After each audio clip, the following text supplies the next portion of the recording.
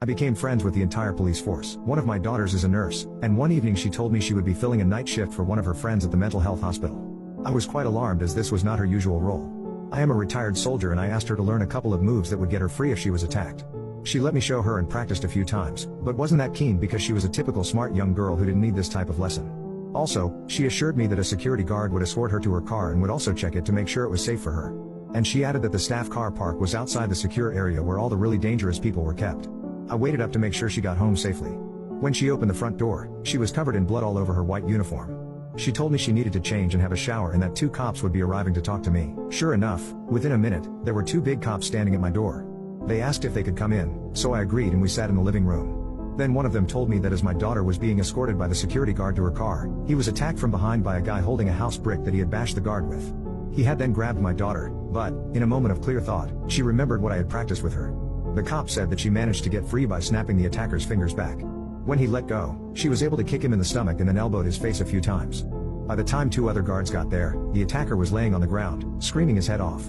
And then, my girl, being a nurse, started to treat her guard and stopped him from bleeding to death by holding his carotid artery and pinching it with her fingers. The blood on her tunic was from the guard. When these 2 cops arrived, they had to take this attacker to the nearest hospital to fix him up. It turned out he wasn't even a patient at the mental ward. He had come to visit someone and had been told to come back tomorrow by the guards. So he decided to take it out on my daughter's guard. But then the cop paused as my daughter came back in and then he said, "Your daughter told me you showed her how to look after herself in a couple of minutes practice." I told him about my military background. Then he nodded his head and asked, "Could you teach my daughters as well?" So I told him I could and that if he wanted to drop by one day he could watch me. But he turned that idea down and suggested I come to his house for dinner one evening and show them after. Sounded good to me, so I agreed. A few weeks later, it was arranged and he gave me his address. It was only 2 suburbs away and I drove over just before the dinner was being served.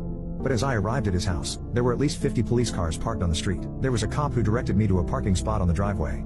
When I walked into the house, there were all these cops hanging around, plus their sons and daughters. This cop had mentioned in conversation the story about my daughter and how she had learned from me. So virtually every cop on duty that night had grabbed their children and gone to this particular cop's house. They had all brought food along and had a barbecue set up and had plenty for me to eat. There were also a few wives and some police women there, all wanting to learn how to defend themselves. I ended up having to arrange for groups of them to meet me somewhere so I could show them up close and personal like.